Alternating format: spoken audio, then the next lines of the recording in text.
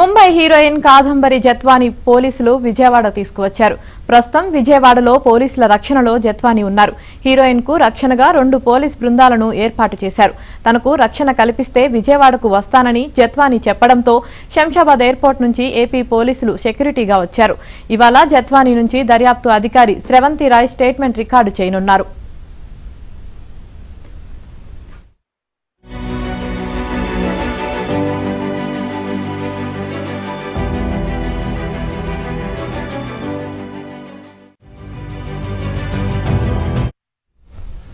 ఉన్నతాధికారుల పర్యవేక్షణలో ఈ దర్యాప్తు కొనసాగుతోంది. ఈ కేసులో ఇప్పటికే 3 ఐపీఎస్ అధికారులపై ప్రభుత్వానికి ఫిర్యాదులు అందాయి. జత్వాని విషయంలో అన్యాయంగా వ్యవహరించిన పోలీసుల విషయంలో ఉచ్చు బిగుస్తోంది. సాక్ష్యాలు సేకరించి ఆ తర్వాత చర్యలు తీసుకోవాలని పోలీసు ఉన్నతాధికారులు భావిస్తున్నారు.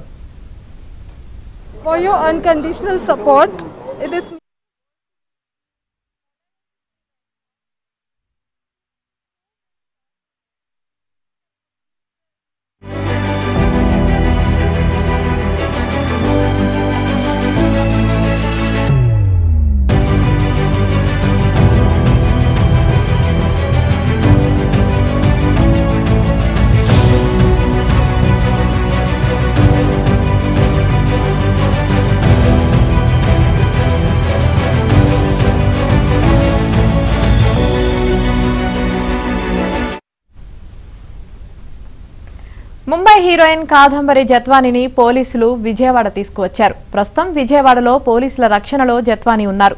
హీరోయిన్ కు రక్షణగా 2 పోలీస్ బృందాలను ఏర్పాటు చేశారు. తనకు రక్షణ కల్పిస్తే విజయవాడకు వస్తానని జత్వాని చెప్పడంతో శంషాబాద్ ఎయిర్పోర్ట్ నుంచి ఏపీ పోలీసులు సెక్యూరిటీగా వచ్చారు. ఇవాళ జత్వాని నుంచి దర్యాప్తు అధికారి శ్రవంతి రాయ్ స్టేట్మెంట్ రికార్డు చేయనున్నారు.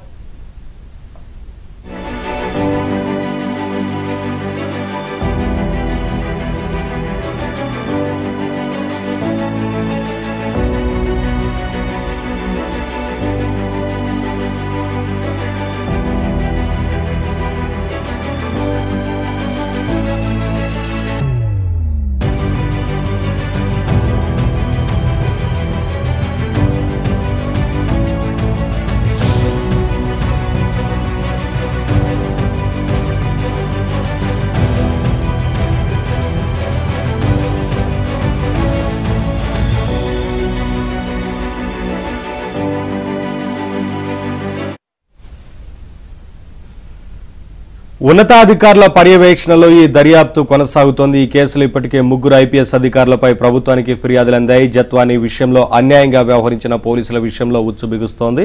సాక్ష్యాలు సేకరించి ఆ తర్వాత చర్యలు తీసుకోవాలని పోలీసు ఉన్నతాధికారులు భావిస్తున్నారు. ఇదే అంశానికి సంబంధించి మరింత సమాచారం మా కరెస్పాండెంట్ ప్రసాద్ లైవ్ ద్వారా అందిస్తారు. అప్డేట్స్ ప్రసాద్, పోలీసుల విచారణకు సంబంధించి ఏంటి వివరాలు ఈ కేసు విషయంలో? నవీన్, ముంబై నటి జత్వాని కేసు సంబంధించి అనేక మలుపులు తిరుగుతూ ఉంది. ఎందుకంటే మొత్తం కూడా ఇదంతా ఒక ప్రణాళికాబద్ధంగా ఆమెను ఇబ్బంది పెట్టే విధంగా, ఒక పారిశ్రామికవేత్తను రేప్ కేసు నుంచి విముక్తి కలిగించే విధంగా కూడా ఈ మొత్తం కుట్రకు తెరలేపారు. కనీసం ఆ అమ్మాయి ఆడపిల్లని కూడా చూడకుండా ఐపీఎస్ స్థాయి అధికారులు కూడా చాలా అన్యాయంగా వ్యవహరించిన తీరు సభ్య సమాజం కూడా చేదరించుకునే పరిస్థితి. ఒక విధంగా ఆంధ్రప్రదేశ్ చరిత్రలోనే ఎప్పుడు కూడా పోలీసులు ఈ విధంగా వ్యవహరించిన ఘటనలు లేవు. భూమాఫియాలు లేకపోతే సెటిల్మెంట్లు పాల్గొన్న పోలీసులు మనం చూసాం. కానీ ఒక పారిశ్రామికవేత్తని రేప్ కేసు నుంచి రక్షించేందుకు వాళ్ళ దగ్గర ముడుపులు పుచ్చుకొని తద్వారా ఒక అమ్మాయి జీవితాన్ని బలి చేసిన ఐపీఎస్ అధికారుల తీరు మాత్రం ఇప్పుడు రాష్ట్ర వ్యాప్తంగా పెద్ద ఎత్తున చర్చనీయాంశమైంది. ఈ నేపథ్యంలో ఈ కేసు తవ్వే కొద్దీ అనేక వాస్తవాలు వెలుగులోకి వస్తూ ఉన్నాయి. ఎందుకంటే 2023 డిసెంబర్లో ఆ అమ్మాయి రేప్ కేసు పెట్టడం, అక్కడి నుంచి కూడా మొదలైన ఈ వ్యవహారం జనవరిలో సజ్జల రామకృష్ణారెడ్డికి దగ్గరికి ఈ వివాదం రావడంతో ఆయన కనుసన్నల్లోనే ఐపీఎస్ అధికారులు కూడా ఈ విధంగా వ్యవహరించారని కూడా చెప్తా ఉన్నారు. ఇక్కడ మొత్తం ఒకసారి ఆ పరిణామాలు కూడా చూస్తే జరిగేది జరుగుతుంది అంతా కూడా వాస్తవం అని కూడా ప్రతి కామన్ మ్యాన్ కూడా అర్థమైపోతుంది. డిసెంబర్లో కేసు పెట్టడం, జనవరిలో సజ్జల దగ్గరికి పంచాయతీ రావడం, ఫిబ్రవరిలో 2వ తారీఖున కుక్కల విద్యాసాగర్ ఆ అమ్మాయి మీద చీటింగ్ కేసు పెడితే ఇక్కడ నుంచి ఆగమేఘాల మీద ఫ్లైట్లో మరీ వెళ్ళి పోలీసులు ఆ ఇంటిలో ఉన్న అమ్మాయితో పాటు కుటుంబ సభ్యులు కూడా విజయవాడ తీసుకొచ్చి దారుణ హింసకు గురి చేసి ఆ తర్వాత జైలుకు కూడా పంపిన వైనం మొత్తం చూసాము. ఎప్పుడైతే ఈ అమ్మాయి వారి వేధింపులు భరించలేక సరెండర్ అయిపోయి తాను ఆ కేసు నుంచి విత్డ్రా చేసుకుంటారని ప్రాధేయపడిందో అప్పుడు ఈ అమ్మాయిని మళ్ళీ ముంబై పంపి అక్కడ కోర్టులో తాను తప్పు అయిపోయిందని కోర్టు ముందు జరిగిన అన్యాయం కూడా చెప్పుకోలేని ఒక ఆవేదనతో తానే తప్పు చేశాను, తానే తప్పుడు కేసు పెట్టానని చెప్పి జడ్జి గారికి అక్కడ చేతులెత్తి మొక్కితే ఆ కేసు కొట్టేస్తే అప్పుడు ఆ పారిశ్రామిక కేసు నుంచి బయటపడ్డాడు.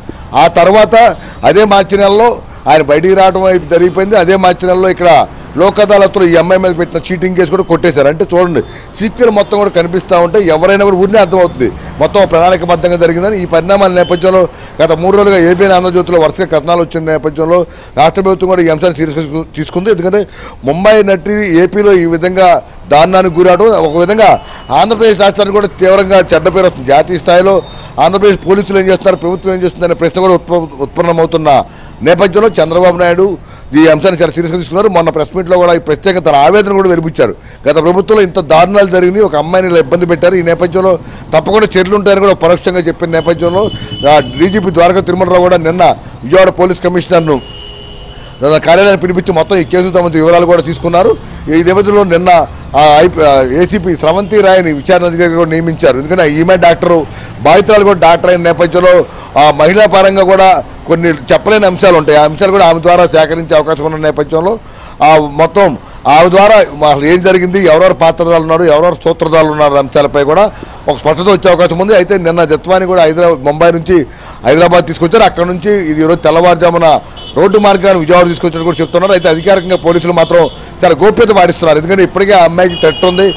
మరి ఏపీఎల్లో నిన్న మాట్లాడిన సమయంలో కూడా తనకు ప్రాణహాని ఉంది, ఏపీ రావాలంటే భయపడుతున్నానని చెప్పిన నేపథ్యంలో పోలీసులు ప్రత్యేకంగా 2 బృందాలను రక్షణగా ఏర్పాటు చేసి ప్రభుత్వ పరంగా కూడా ఎక్కడ ఇబ్బంది లేకుండా అన్ని రకాలుగా తాము భరోసా ఇస్తామని చెప్పిన తర్వాత ఆమె నిన్న హైదరాబాద్ వచ్చి హైదరాబాద్ నుంచి విజయవాడ తీసుకొచ్చారు. అయితే ఆమెను ఎక్కడ పెట్టి విచారిస్తున్నారు చెప్పడం లేదు. ఎందుకంటే ఇప్పటికే పెద్ద ఎత్తున ఈ కేసుపై ప్రజలందరూ కూడా దృష్టి పడింది. పోలీసులు ఈ విధంగా వ్యవహరిస్తున్నారు, గత పాలకులు ఇంత నీచంగా పాల్పడ్డారనే అంశాలపై కూడా పెద్ద ఎత్తున చర్చ నడుస్తుంది. ఇటువంటి వారిపై ముందుగా అసలు సస్పెండ్ చేయకుండా విధుల నుంచి పక్కన పెట్టకుండా ఎలా దర్యాప్తు చేస్తారనే అంశాలపై కూడా ప్రశ్నలు ఏమెత్తుతున్నారు. ఇక ఈరోజు ఆ అమ్మాయిని ఎక్కడైతే పెట్టారో ఆ అమ్మాయి గారికి ఈ విచారణాధికారి స్రవంతి రాయ్తో పాటు మరి కొంతమంది బృందం మరి కొద్దిసేపట్లో ఆ అమ్మాయిని కలిసి మొత్తం సీక్వెల్గా డిసెంబరు 2023 నుంచి మార్చి నెలాఖరు వరకు ఏమేమి జరిగింది, ఎవరెవరు అప్రోచ్ అయ్యారు, ఏ విధంగా ఇంట్లో నుంచి తీసుకొచ్చారు, అదేవిధంగా ఆ రోజు ఇప్పుడు ఇబ్రహీంపట్నం వీటీపీఎస్ గెస్ట్ హౌస్లో ఉంచారని చెప్తున్న నేపథ్యంలో ఆ గెస్ట్ హౌస్లో ఉన్న సమయంలో ఏ విధంగా ఇబ్బందులు పెట్టారు, శారీరకంగా ఏమైనా హింసించారా అనే అంశాలపై కూడా ఆ సమయంలో ఎవరెవరు పోలీసులు ఎంతమంది ఉన్నారు, ఏ పోలీసు అంటే ఐజీ స్థాయి అధికారులు, 2 ఐపీఎస్ అధికారులు ఉన్న నేపథ్యంలో ప్రత్యక్షంగా వారితో పాటు డీసీపీ, ఏసీపీ, సిఐ, ఎస్ఐ ఇంతమంది పాత్ర ఉన్న నేపథ్యంలో ఎవరెవరు ఏ విధంగా అమ్మాయి పట్ల వ్యవహరించారు అనే అంశాలపై కూడా ఆరాధిస్తూ ఉన్నారు. అదే ఆమె చెప్పిన స్టేట్మెంట్ మొత్తం ఆధారం చేసుకుని అదేవిధంగా ఇప్పుడు ఎవరైతే పాత్రదారుగా పేర్లు కనపడుతున్నాయో, సూత్రధారుగా పేర్లు కనపడుతున్నాయో వారి ఫోన్ డేటా, వాట్సాప్ డేటా, ఇతర ఆన్లైన్ పరంగా గూగుల్ పరంగా కూడా మొత్తం అన్ని రకాలు కూడా ఇప్పటికే సమాచారం సేకరిస్తూ ఉన్నారు. ఈ అన్ని కోణాలు పరిశీలించిన తర్వాత పూర్తిగా సాక్ష్యాలు సేకరించిన తర్వాత ఐపీఎస్ అధికారులపై చర్యలు తీసుకునే అవకాశం ఉందని కూడా అందరూ భావిస్తున్నారు. ఆ దిశగా ఇప్పటికే అంతర్గతంగా కూడా దర్యాప్తు జరుగుతుంది. మరోవైపు బాధితురాల నుంచి కూడా కంప్లైంట్ నిన్నటి వరకు కంప్లైంట్ లేని నేపథ్యంలో పోలీసులు నిబంధనల ప్రకారం అడుగు ముందుకు వెళ్ళిపోయారు. ఈ నేపథ్యంలో ఇప్పుడు ఆ అమ్మాయి వచ్చిన తర్వాత పూర్తి స్థాయిలో స్టేట్మెంట్ తీసుకున్న తర్వాత ఆ చెప్పిన అంశాలను క్రోడీకరించుకుని సాంకేతికపరమైన అంశాలు కూడా సేకరించిన తర్వాత రెండు ఎక్కడెక్కడైతే కలుస్తాయో, ఎవరెవరి పాత్ర ఎంతవరకు ఉందో, ఎవరెవరు సొత్తదారుగా ఉన్నారో అంశాలపై కూడా పూర్తిగా ఒక సాక్ష్యాలన్నీ కూడా బలంగా పెట్టుకున్న తర్వాతే ఐపీఎస్ అధికారులపై చర్యలకు వెళ్ళాలని కూడా ప్రభుత్వం భావిస్తుంది. ఆ దిశగానే డీజీపీ ద్వారకా తిరుమలరావు కూడా స్వయంగా ఈ కేసును ఎప్పటికప్పుడు పర్యవేక్షిస్తున్నారు. నిన్న హోంమంత్రి అనిత కూడా స్పందించి ఎవరైతే ఈ దారుణానికి పాల్పడ్డారో వారిపై కఠినంగా చర్యలు తీసుకుంటామని సాక్ష్యాలు కూడా సేకరిస్తున్నట్టు కూడా ప్రకటించారు. అంటే మొత్తం మీద రాష్ట్రంలో కాదు ఇప్పుడు జాతీయ స్థాయిలో ఈ అంశం పెద్ద ఎత్తున చర్చగా నడుస్తుంది. ఐపీఎస్ అధికారుల తీరుకుపై కూడా సర్వత్రా విమర్శలు వ్యక్తమవుతున్నాయి. ఈ దాదాపు 3 నుంచి 4 రోజుల్లో ఈ మొత్తం ఆ దర్యాప్తు పూర్తవుతుంది. ఆ తర్వాత విచారణకు సంబంధించిన నివేదికను డీజీపీకి ప్రభుత్వానికి అందజేస్తారు. ఆ నివేదికను పరిశీలించిన తర్వాత అందులో సాక్ష్యాలను బట్టి పాత్రదారుల సూత్రధారుల ప్రమేయాన్ని బట్టి కూడా వారిపై చర్యలు తీసుకునే అవకాశం ఉందని కూడా చెప్తున్నారు. ఏదైనా ఈ మొత్తం ఈ ఎపిసోడ్కి మరో 3-4 రోజుల నుంచిలోనే ముగింపు పలికే అవకాశం ఉంది. కానీ మొత్తం మీద పోలీసులు వ్యవహరించిన తీరు మాత్రం చాలా దారుణం, దుర్మార్గంగా ప్రజలే భావిస్తున్నారు. సోషల్ మీడియా వేదిక కూడా అటువంటి అధికారులపై తీవ్ర చర్యలు, కఠిన చర్యలు తీసుకోవాలి. పోలీసు వ్యవస్థకు మద్దతు తెచ్చే విధంగా వ్యవహరించిన వారిపై శిక్షిస్తేనే మరోసారి ఏ పోలీసు అయినా ఇట్లా చట్టాలను అడ్డం పెట్టుకుని ఉల్లంఘించకుండా పద్ధతిగా పనిచేస్తారని కూడా భావిస్తూ ఉన్న నేపథ్యంలో ఇప్పుడు ప్రభుత్వం ఏ విధంగా స్పందిస్తుంది, ఏ విధంగా సాక్ష్యాల సేకరణ తర్వాత చర్యలు తీసుకుంటుంది అనే అంశాలపై అందరూ ఆసక్తిగా ఎదురు చూస్తున్నారు. నవీన్, ప్రసాద్, జత్వాని నుంచి వివరాలు సేకరించిన అనంతరం సదరు పోలీసు ఎవరైతే ఉన్నతాధికారులు ఉన్నారో ఆ రోజున వేధింపులకు దిగారు, అక్కడికి తీసుకురావడం దగ్గర నుంచి పూర్తి స్థాయిలో కేసు పెట్టడం కావచ్చు, రిమాండ్ పంపించడం కావచ్చు, ఆ గెస్ట్ హౌస్లో ఉంచడం కావచ్చు, ఇవన్నీ ఎవరైతే ఉన్నారో దీని వెనక సదరు పోలీసు అధికారులకు నోటీసులు ఇచ్చి వెంటనే వారిని కూడా విచారణకు పిలిచే అవకాశం ఉంటుందా? ఈ విచారణ కొనసాగుతున్న తీరు చూస్తుంటే ఎలా అర్థం చేసుకోవచ్చు అనేది ఏం చెప్తున్నారు? అంటే నవీన్, ప్రధానంగా ఈ కేసుకు సంబంధించి ఇప్పటి వరకు కూడా మొత్తం సీక్వెల్ మొత్తం జరిగిన పరిణామాలన్నీ పరిశీలిస్తే తప్పకుండా ఐపీఎస్ల పాత్ర ఉద్దేశపూర్వకంగా జరిగినట్టే ఉంది. ఎందుకంటే వారు ఈ కేసు నుంచి తప్పించుకునేందుకు కుక్కల నాగేశ్వరరావు అనే వ్యక్తిని ఆ అమ్మాయి చీట్ చేసిన నేపథ్యంలో దాని పరంగానే తీసుకొచ్చామని చెప్తున్నప్పటికీ కూడా మొత్తం కేవలం 5 లక్షల రూపాయల చీటింగ్ కేసుకు సంబంధించి ఫిర్యాదుదారుడు ఫిర్యాదు చేసిన రోజే మొత్తం ఒక టీముని ఏర్పాటు చేసి విశాల్ గున్ని లాంటి ఐపీఎస్ స్థాయి అధికారి ఆగమేఘాల మీద ముంబై వెళ్ళి ఫ్లైట్లో మొత్తం అర్ధరాత్రి ఆ ఇంట్లో ఉన్న కుటుంబం ఇంట్లోకి వెళ్ళి మొత్తం వాళ్ళ ఫోన్లు ల్యాప్టాప్లు అన్నీ కూడా పూర్తిగా వారి ఆధీనంలో తీసుకుని వారు ఎవరికి బయటికి సమాచారం కూడా పొక్కనీయకుండా తీసుకొచ్చిన వైనమే మనకు అనేక అనుమానాలు తావిస్తుంది. ఇక్కడ ఇది ఒక అంశం చాలు మనం చెప్పడానికి, ఇందులో వారి పాత్ర ఉందని చెప్పడానికి. కేవలం ఆ రోజు జరిగిన పరిణామాలు, ఎందుకంటే ఇక్కడ బయట మనం ఇప్పుడు దాదాపు గత 5 ఏళ్ళుగా చూస్తూ ఉన్నాం, ఇళ్ల మీద పడి కొట్టినా, దాడులు చేసినా, మర్డర్లు చేసినా, మానభంగాలు చేసినా, వెళ్ళి అన్యాయం జరిగిందని చెప్తే కనీసం స్పందించని పోలీసులు ఒక చీటింగ్ కేసుకు సంబంధించి ఎక్కడో ఇక్కడ కృష్ణా జిల్లా ఎన్టీఆర్ జిల్లాలో ఉండే విద్యాసాగర్ ఇక్కడ కేసు పెడితే ముంబైలో ఉన్న నటిని తీసుకొచ్చేదానికి పోలీసులకు అంత ఇంట్రెస్ట్ ఎందుకు అనేది ఇక్కడ అనేక ప్రశ్న ఉత్పన్నమవుతుంది. ఈ పరిణామాల నేపథ్యంలో మొత్తం ఆ తర్వాత ఈ వ్యవహారం మొత్తం ఎరువులోకి వచ్చిన తర్వాత డిసెంబర్ 23 నుంచి మార్చి నెలాఖరు వరకు జరిగిన పరిణామాలు చూస్తే కామన్ మ్యాన్ కూడా అర్థమవుతుంది ఇదంతా కుట్రపూరితంగా జరిగారు, కోర్టులు కూడా చేతులు మారాయని కూడా చెప్తా ఉన్న నేపథ్యంలో అయితే ఇప్పటివరకు చట్టపరంగా వారిని పక్కన ఎందుకు పెట్టలేదనే దానికి పోలీసులు కూడా ఒక భాష్యం చెప్తున్నారు. ప్రధానంగా ఏ పోలీసు అయినా కూడా తమకు ఒక తప్పు జరిగిందని తెలిసినా కూడా ఫిర్యాదు ఎవరైతే బాధితులు ఉన్నారో వారి నుంచి కంప్లైంట్ వచ్చిన తర్వాత ఆ కంప్లైంట్లో ఎంతవరకు వాస్తవం ఉందనేది నిర్ధారించుకున్న తర్వాత వారిని ఎవరైతే ఆరోపణలు ఎదుర్కొంటారో ఐపీఎస్ అధికారులు కావచ్చు, ఇతర అధికారులు కావచ్చు, వారిపై చర్యలు తీసుకోవడానికి ముందు తాత్కాలికంగా సస్పెండ్ చేయడమో లేకపోతే విధుల నుంచి పక్కన పెట్టడం జరుగుతూ ఉంటుంది. కానీ ఈ కేసులో ఏంటంటే నిన్నటి వరకు ఆ అమ్మాయి అసలు ఏం జరిగిందో అనేది బయటికి చెప్పుకోలేని పరిస్థితి. 6 నెలలుగా నిద్రలేని రాత్రులు గడిపారు. అంటే పోలీసులు ఎంత పైశాచికంగా వ్యవహరించారో కూడా అర్థమవుతుంది. ఎందుకంటే ఒక ఆడపిల్ల పట్ల ఎందుకంటే ఐపీఎస్ చట్టంలో సమాజంలో ఐఏఎస్లకు ఐపీఎస్లకు ఉన్న పాత్ర రాజకీయ నాయకులకి మంత్రులకు కూడా ఉండదు. అంత గౌరవం ఇచ్చి మన రాజ్యాంగం వారికి ఎంతోమంది సెల్యూట్ చేస్తూ జాతీయ జెండాను కూడా ఎగరవేసే అంత అర్హత కల్పించారు కేవలం వారి చదువు కారణంగా. కానీ అటువంటి ఐపీఎస్ అధికారులు ప్రజల ప్రాణాలకు రక్షణ కల్పించాల్సిన ఐపీఎస్ అధికారులు ఇలా భక్షలుగా మరి ఇంత నీచంగా వ్యవహరిస్తారని ఎవడో ఊహించడు.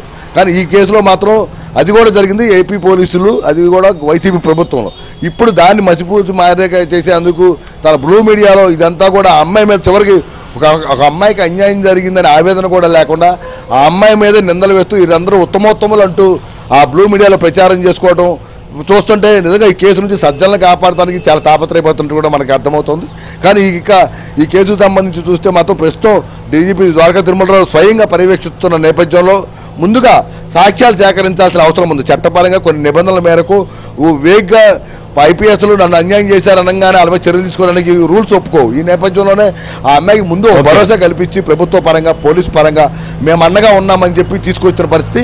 ఈరోజు ఆ ఇచ్చిన నివేదికను తమ స్టేట్మెంట్ని బట్టి వారి పాత్ర ఎంతవరకు ఉందో నిర్ధారించుకున్న తర్వాత ఈ రేపు ఎల్లుండి రోజుల్లో అది ఐపీఎస్ అధికారులపై సస్పెన్షన్ వేటు వేసే అవకాశం ఉంది.